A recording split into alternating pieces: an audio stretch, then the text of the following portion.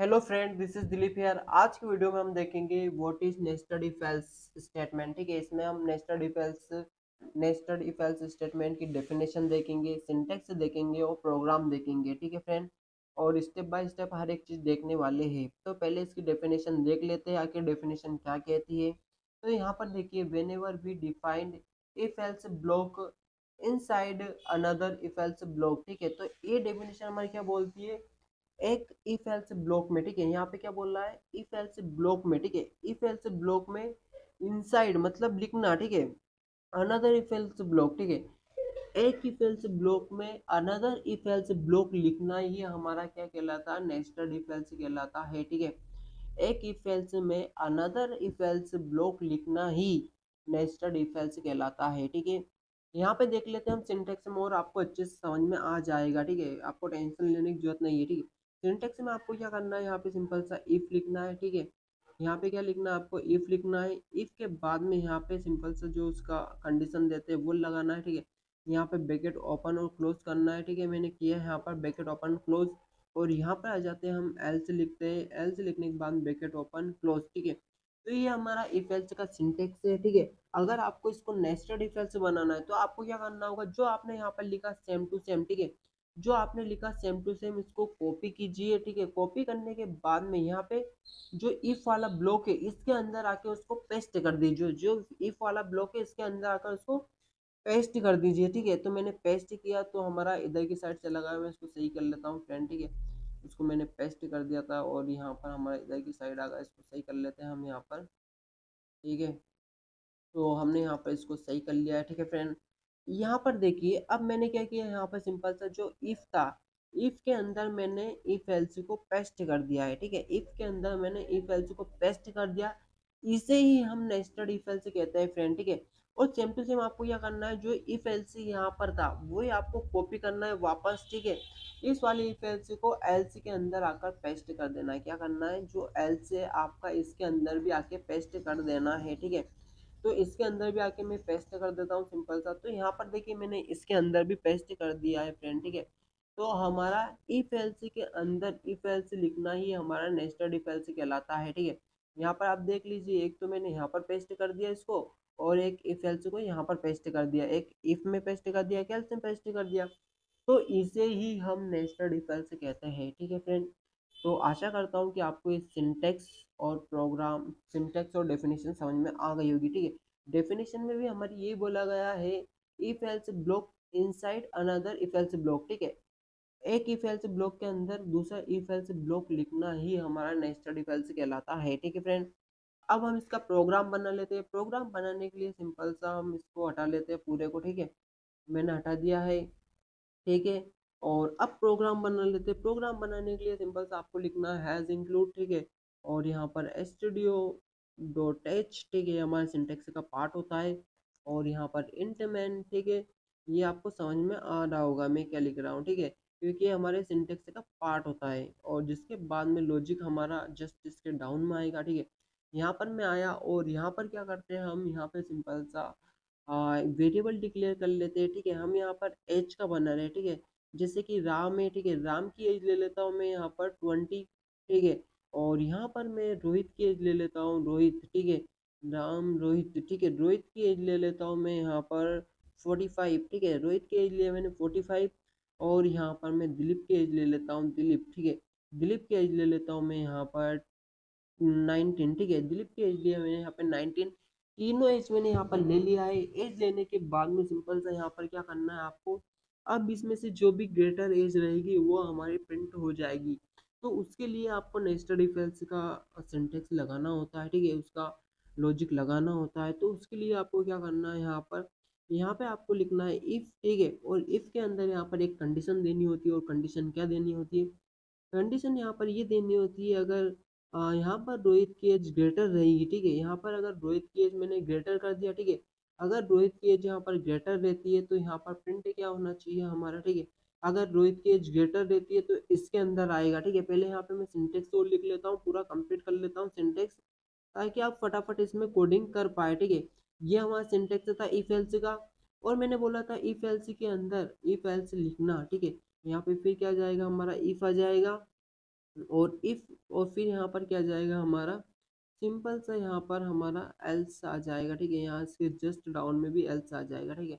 तो एल्स कर देता हूँ मैं, कुछ होगा इसमें ठीक है। यहाँ पे मैंने एल्स कर दिया फ्रेंड, ठीक है। तो यहाँ पे आपको समझ में आ गया होगा, इफ के अंदर इफ एल्स, ठीक है। इफ के अंदर इफ एल्स आ गया, इसी को सेम टू सेम आपको कॉपी करना है और इसी को आपको कहाँ पे जाके पेस्ट करना है, एल्स में भी एल्स वाले ब्लॉक में जाके यहाँ पर पेस्ट कर देना है, ठीक है। तो यहाँ पर आकर मैं पेस्ट कर देता हूँ। तो सेम टू सेम मैंने यहाँ पर पेस्ट कर दिया, आप यहाँ पर देख सकते हो, ठीक है। अब हम यहाँ पर क्या करते हैं, सिंपल सा, जब भी आप भी प्रोग्राम बनाए तो पहले इसकी सिंटेक्स लिख लीजिएगा।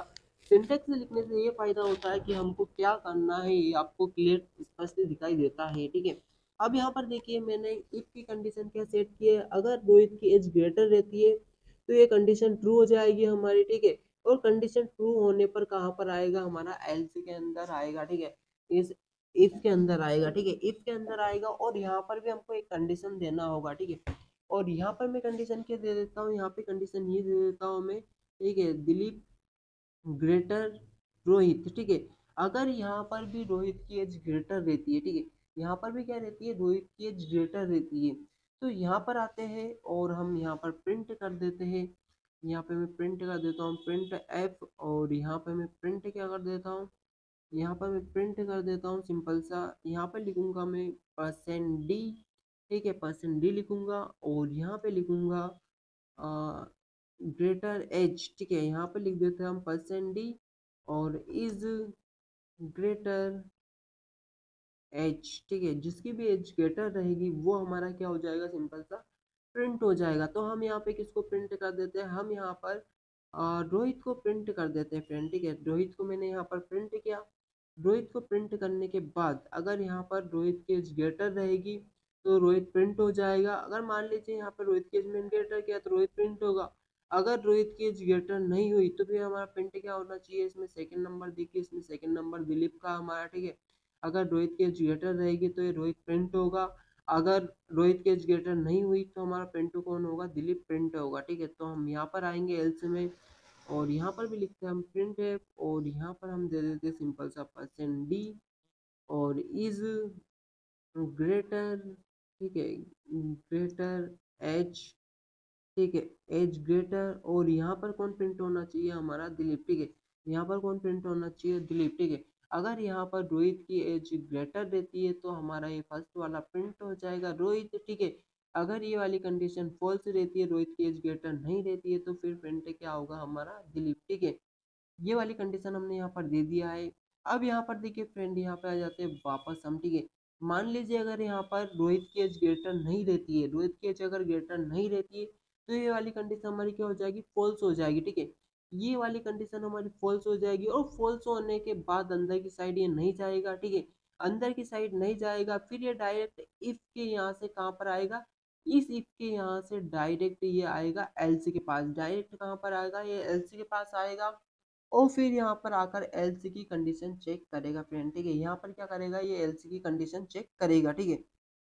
तो एल्स की कंडीशन क्या दे देता हूँ मैं, यहाँ पे एल्स की कंडीशन दे देता हूँ यहाँ पर, ठीक है। यहाँ पर जो हमारी एज होना चाहिए, यहाँ पर देख लेते हैं एज किन किन की है, ठीक है।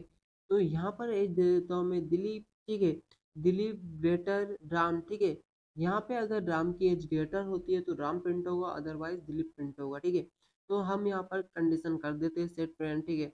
यहाँ पर आते हैं और यहाँ पर लिखते हैं हम वापस प्रिंट एफ, और यहाँ पर वही परसेंट डी, ठीक है। यहाँ पे परसेंट डी क्यों लगा रहे फ्रेंड, मैं बता देता हूँ, क्योंकि हम इसमें इंटीजर टाइप की वैल्यू हमने स्टोर करवाया हुआ है, ठीक है, इसलिए हम यहाँ पे परसेंट डी का यूज कर रहे हैं, ठीक है। तो percent D is the is greater, ठीक है, द नहीं लगाते नहीं तो आप फिर कंफ्यूज हो जाओगे, इज ग्रेटर एच, ठीक है। इज ग्रेटर एच, यहाँ पर किसकी एज ग्रेटर है वो यहाँ पर प्रिंट हो जाएगी। अगर दिलीप की एज ग्रेटर रही, ठीक है, राम की एज ग्रेटर रही तो राम की एज प्रिंट हो जाएगी, ठीक है। अदरवाइज हम यहाँ पर आएंगे एल्स में, ठीक है। एल्स में आने के बाद वापस लिखते हैं यहाँ पर प्रिंट है, और यहाँ पर हम क्या लगा देते हैं परसेंट डी, ठीक है। और यहाँ पे लिखते हैं इज ग्रेटर एज, ठीक है। अगर यहाँ पर ग्रेटर एज दिलीप की रही तो दिलीप प्रिंट हो जाएगा, ठीक है। अगर ये वाली कंडीशन हमारी ट्रू रही तो राम प्रिंट होगा, अदरवाइज हमारा दिलीप की एज प्रिंट होगा, ठीक है। तो आशा करता हूँ कि आप समझ गए होंगे, ठीक है। यहाँ पर देखिए आखिर ये कंडीशन कौन सी इसमें ट्रू और कौन सी फॉल्स है, ठीक है। इनके अकॉर्डिंग ये कंडीशन चलेगी हमारी, ठीक है।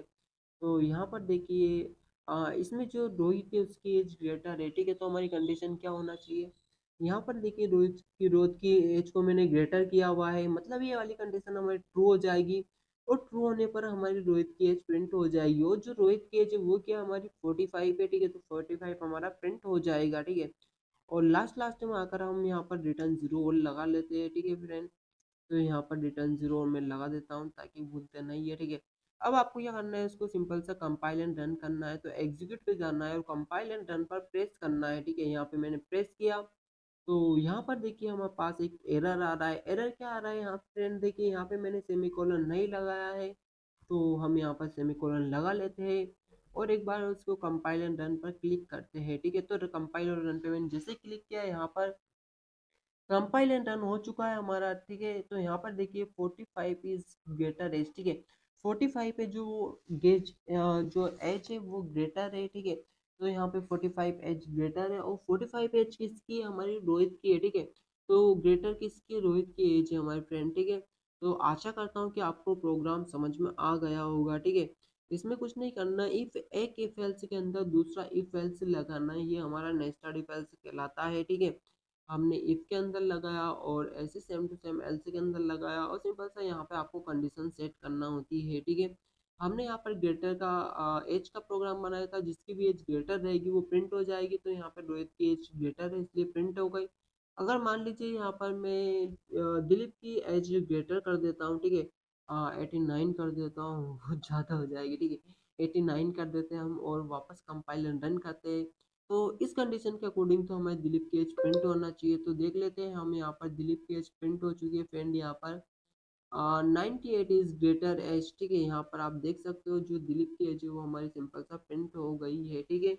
तो आशा करता हूँ कि आपको प्रोग्राम समझ में आ गया होगा, ठीक है। प्रोग्राम का आप स्क्रीनशॉट भी ले लीजिए, ठीक है। और मिलते हैं नेक्स्ट वीडियो में नए टॉपिक के साथ।